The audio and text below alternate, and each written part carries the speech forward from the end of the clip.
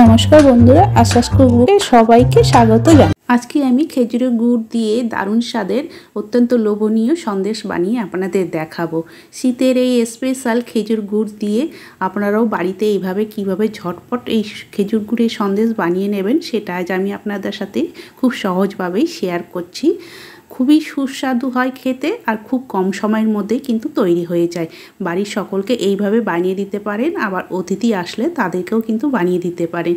ভীষণই লোভনীয় আর দেখতেও খুব আকর্ষণীয়। একবার অবশ্যই এইভাবে বানিয়ে দেখবেন, অত্যন্ত সুস্বাদু হয়, সবাই ভীষণ পছন্দ করবে।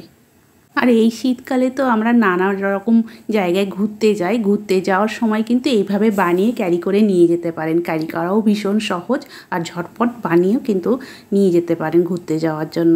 ভীষণই টেস্টি আর অত্যন্ত সুস্বাদু, কেউ দেখে কিন্তু বুঝতে পারবে না যে এটা বাড়িতে বানিয়েছেন। এতটাই সুস্বাদু আর এতটাই লোভনীয় মনে হচ্ছে যেন দোকান থেকেই কেনা। তাহলে এই খেজুর গুড়ের সন্দেশ কী করে বানালাম চলুন ঝটপট আপনাদের দেখাই। আপনারা পুরো ভিডিওটা দেখুন, আশা করি খুবই ভালো লাগবে। এখানে আমি গ্যাস ধরিয়ে একটা কড়াই বসিয়ে দিয়েছি, তাই কড়াইয়ের মধ্যে তারপরে আমি 1 চামচ ঘি দিয়ে দিলাম। এবার ঘিটা গরম হতে দেব। দেখুন আস্তে আস্তে ঘিটা কিন্তু গরম হতে শুরু করেছে। ঘিটা যেই পুরো গরম হয়ে গেল তারপরে আমি এখানে 1 কাপ সুজি নিয়েছি, মানে 200 গ্রাম সুজি। এই সুজি দিয়েই কিন্তু আমি সন্দেশটা বানাবো, তাই সবার প্রথমে সুজিটা আমি ঘিয়ের মধ্যে নাড়াচাড়া করে হালকা লাল কালার আসা পর্যন্ত ভেজে নিচ্ছি। আর হিটটা কিন্তু লোয়ে রেখেই ভাজছি, বেশি হিটে ভাজলে কিন্তু সুজিটা তাড়াতাড়ি পুড়ে কালো কালো হয়ে যাবে। তার জন্য লো হিটে রেখেই আমি নাড়াচাড়া করে সুজিটাকে হালকা লাল করে ভেজে নিচ্ছি। দেখো ভাজতে ভাজতে কিন্তু লাল কালার এসে গেছে, মানে আমার সুজিটা প্রায় ভাজা হয়ে আসছে। আরও একটু নাড়াচাড়া করে এবার আমি সুজিটা নামিয়ে নিচ্ছি। এর থেকে আর বেশি ভাজবো না, নামিয়ে নিলাম সুজিটা। এবার ওই কড়াইটাই আবার বসিয়ে দিয়েছি। কড়াইটা খুব গরম, তাই সবার প্রথমেই অল্প একটু জল দিলাম। দিয়ে এখানে আমি ওই কাপের মেপে কিন্তু 2 কাপ দুধ দিয়ে দিচ্ছি। 1 কাপ সুজির জন্য সবার প্রথমে আমি এখানে 2 কাপ দুধ দিয়ে দিলাম। দুধটা দেওয়ার পর এবার এই যে খেজুর গুড় নিয়েছি, খেজুর গুড়টা এখানে শক্ত, তাই ছোট ছোট টুকরো করে আমি ভেঙে নিয়েছি। আর খেজুর গুড়টাও কিন্তু প্রায় 200 গ্রামেরই কাছাকাছি। এবার দুধের মধ্যে আমি খেজুর গুড়টা দিয়ে দিলাম আর একটা এলাচ ফাটিয়ে দিয়ে দিলাম। দিয়ে এইভাবে নাড়াচাড়া করে দুধের সাথে খেজুর গুড়টা ভালো করে গলিয়ে নিতে হবে। দেখো দুধটা কিন্তু গরম হয়ে এসেছে হালকা। এবার আমি ওর মধ্যে কিন্তু আরও 2 চামচ চিনি দিয়ে দিলাম। মানে মিষ্টিটা এই রকমই লাগবে, তার জন্য আমি 2 চামচ আরও চিনি দিলাম। এবার দুধটা যেই গরম হয়ে এসেছে হালকা হালকায়, এই সময়তেই আমি এর মধ্যে দিয়ে দিচ্ছি 2 চামচ মিল্ক পাউডার। এটা দিলে সন্দেশের টেস্টটা কিন্তু খুবই সুন্দর হবে, তাই দুধটা হালকা গরম হলে আমি এই সময়তেই দিয়ে দিলাম, তাহলে মিল্ক পাউডারটা ভালো মতো দুধের সাথে মিশে যাবে। দিয়ে এবার নাড়াচাড়া করে আমি গুড়টা ভালো করে গলিয়ে নিচ্ছি দুধের সাথে। আর কন্টিনিউ নাড়তে হবে, না হলে কিন্তু ফুলে উঠে পড়ে যেতে পারে। তো এবার নাড়াচাড়া করতে করতে দেখো খেজুর গুড়টা কিন্তু ভালো মতো গলে গেছে।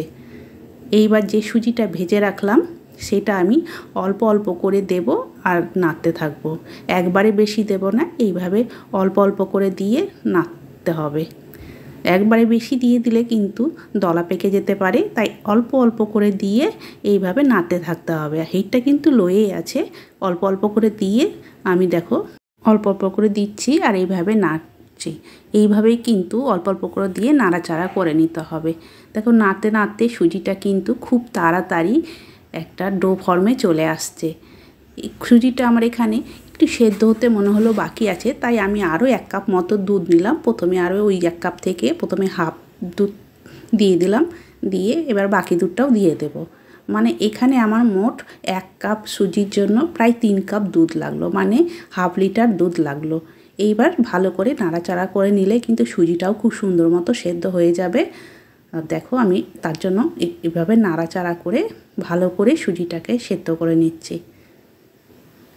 গ্যাসের হিটটা কিন্তু একদমই বাড়াইনি, লো হিটে রেখেই কিন্তু সুজিটা আমি এভাবে নাড়াচাড়া করে ভালো করে সেদ্ধ করে নিলাম। দেখো সুজিটা খুব সুন্দর মতো এবার সেদ্ধ হয়ে গেছে। এবার আমি আরও 1 চামচ ঘি দিয়ে দিচ্ছি। এই ঘিটা দিলে টেস্টটাও খুব সুন্দর হবে, তার সাথে কড়াই থেকে সুজিটাও খুব সুন্দরভাবে উঠে আসবে, কড়াইয়ে অতটা লেগে যাবে না। দেখো ঘিটা দেওয়ার পর আমি সুজির সাথে ভালো করে নাড়াচাড়া করে মিশিয়ে নিচ্ছি। এইভাবে খুব ভালো মতো নাড়াচাড়া করে নিতে হবে। এইভাবে করলে কিন্তু সন্দেশটা খুব সুন্দর হবে আর খেয়ে কিন্তু কেউ বুঝতে পারবে না যে এটা সুজি দিয়ে বানানো হয়েছে। দেখো ভালো করে নাড়াচাড়া করে নিলাম। এইবার আমি গ্যাসের হিটটা অফ করে দিয়েছি, দিয়ে আরও একটু নাড়াচাড়া করে নিচ্ছি। যেসব বন্ধুরা আমার এই ভিডিও দেখছো, যদি নতুন হয়ে থাকো চ্যানেলটিকে সাবস্ক্রাইব করে দেবে, আর ভালো লেগে থাকলে একটা লাইক আর শেয়ার করে দেবে। দেখো আমি কিছুক্ষণ নাড়াচাড়া করে নিলাম। এইবার আমি এটা একটা পাত্রে সেট হতে দেব। তার জন্য আমি এখানে একটা প্লাস্টিকের এরকম বক্স নিয়ে নিয়েছি। এই বক্সের মধ্যে আমি অল্প একটু ঘি দিয়ে দিলাম। ঘিটা বক্সের চারি সাইডে ভালো করে মাখিয়ে দিচ্ছি। তাহলে এটা সন্দেশটা যখন এখানে সেট হতে দেব, ডিমোল্ড করার সময় খুব সহজেই উঠে আসবে। এখানে তোমরা তেল দিয়েও দিতে পারো, তবে সন্দেশ তো ঘি দিলে কিন্তু খুবই বেশি ভালো হবে। এইবার সুজিটা যেটা রান্না করলাম সেই সুজির ডোটা আমি এই বক্সের মধ্যে সবগুলো দিয়ে দিচ্ছি। সবগুলো দেওয়ার পর তারপরে একটা চামচ নিয়ে নিলাম। দেখো চামচ নিয়ে ভালো করে একটু চেপে চেপে পুরো বক্সে এইভাবে সেট করে নিচ্ছি। খুব সহজ একেবারে, এইভাবে চামচ দিয়ে কিন্তু খুব সহজেই একদম সেট করা যায়। দেখো ভালো করে চারি সাইডে এইভাবেই করে আমি কিন্তু সুন্দরভাবে সেট হতে দিয়ে দিচ্ছি। একদম ইজি। তোমরা চাইলে যে কোনো স্টিলের বড় প্লেট থাকলেও কিন্তু সেই প্লেটেও এইভাবে সেট করতে পারো।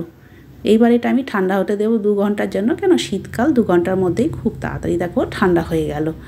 এই দেখো হাত দিয়ে টানলে কিন্তু এইভাবে ছেড়ে আসছে। শীতকাল বলে বেশি টাইম লাগলো না, 2 ঘন্টায় এমনি ফ্রিজে না, এমনি ঘরের মধ্যে রেখেই কিন্তু ঠান্ডা হয়ে গেল। এইবার একটা প্লেট নিয়ে প্লেটের উল্টো দিকটাতে এইভাবে আমি ডিমোল্ড করে নিলাম। ডিমোল্ড করতে দেখো কত সুন্দর, কত তাড়াতাড়ি ডিমোল্ড হয়ে গেল। এইবার আমি একটা চাকু নিয়ে সন্দেশের শেপ দিয়ে নিচ্ছি। এখানে তোমরা অন্য শেপও দিতে পারো, আমি এখানে সন্দেশের শেপ দিয়ে নিচ্ছি। আর দেখো কত সুন্দরভাবে কেটে যাচ্ছে, আর খুব সুন্দরভাবে কিন্তু সন্দেশটা তৈরি হয়ে গেছে। দেখে কিন্তু কেউ বুঝতে পারবে না এটা সুজি দিয়ে বানানো হয়েছে। তার সাথে খেজুর গুড় দেওয়া তো একদম দুর্দান্ত টেস্ট। অবশ্যই তোমরা কিন্তু একবার এভাবে বানিয়ে দেখো। খুব কম খরচেই হয়ে যাচ্ছে আর খুব টেস্টি। সবাইকে এভাবে বানিয়ে দেবে, কিন্তু কেউ দেখে বুঝতে পারবে না যে এটা সুজি দিয়ে বানানো। এতটাই সুস্বাদু আর এতটাই লোভনীয়, আর দেখতেও কিন্তু খুব আকর্ষণীয়। এর উপরে একটা করে কিশমিশ এইভাবে সাজিয়ে দিচ্ছি। তোমরা এখানে কিশমিশের বদলে অন্য যে কোনো ড্রাই ফ্রুটস দিয়েও সাজিয়ে দিতে পারো। এইভাবে একটা করে উপরে ড্রাই ফ্রুটস দিয়ে সাজালে কিন্তু দেখতে অনেকটাই সুন্দর হয়, আর দেখে কিন্তু একদমই বোঝা যাচ্ছে না যে এটা সুজি দিয়ে বানানো, মনে হচ্ছে দোকান থেকে কেনা। আর খেজুর গুড় দেওয়ার জন্য এতটাই টেস্টি হয় কি আর বলবো। একবার অবশ্যই কিন্তু তোমরা বানিয়ে দেখো, ভীষণই টেস্টি হয়। সুজি দিয়েও যে এত সুন্দর সন্দেশ হয় খেজুর গুড়ের, একবার না বানালে কিন্তু বুঝতে পারবে না। ভীষণই টেস্টি। আর অতিথি আসলেও কিন্তু তাদেরকে এইভাবেও বানিয়ে দিতে পারো। তাহলে দেখো একটা আমি তোমাদের ভেঙে দেখাচ্ছি। দেখো ভেতরটাও কতটা সুন্দর হয়েছে। একদম মানে ছানার সন্দেশগুলো যেমন হয় না দানা দানা, ঠিক সেই রকমই হয়েছে। তাহলে বন্ধুরা দেখতেই পেলে কত সহজভাবে একদম কম খরচের মধ্যেই খেজুর গুড়ের সন্দেশ ঘরেই বানানো হয়ে গেল। একদম দেখে মনে হচ্ছে যেন দোকান থেকে কেনা। আবার একটা এরকম বক্সের মধ্যে সাজিয়ে কিন্তু ক্যারি করে নিয়ে যেতে পারো। শীতকালে আমরা নানা রকম পার্কে নানা রকম জায়গায় ঘুরতে যাই, তখন কিন্তু আমরা বাইরে দোকান থেকে কিনে খাই। দোকান থেকে না কিনে বাড়ি থেকে কিন্তু এইভাবে সহজভাবে বানিয়ে ক্যারি করে নিয়ে যেতে পারো। ভীষণই সুস্বাদু হয় আর ক্যারি করার পক্ষেও খুব সহজ। তাহলে দেখতেই পাচ্ছ বন্ধুরা কত সহজভাবে ঘরেই কিন্তু খেজুর গুড়ের সন্দেশ খুব কম উপকরণ দিয়েই বানানো হয়ে গেল। সুজি দিয়ে দেখে একদমই বোঝা যাচ্ছে না। দেখো কতটা সুন্দর লাগছে। এইভাবে কিন্তু নিয়ে যেতে পারো, খুবই সুবিধা হবে আর বাইরে থেকে কিনে খেতে হবে না। তাহলে আজকের এই রেসিপি যদি ভালো লেগে থাকে তাহলে একটা লাইক আর কমেন্ট করে অবশ্যই আমাকে জানাবে। তাহলে আজকের মতো আমি এখানে শেষ করছি। আবার একটা নতুন রেসিপি নিয়ে চলে আসবো। সবাই ভালো থেকো, সুস্থ থেকো। সবাইকে অনেক অনেক ধন্যবাদ জানিয়ে আজকে আর মতো এখানে শেষ করলাম।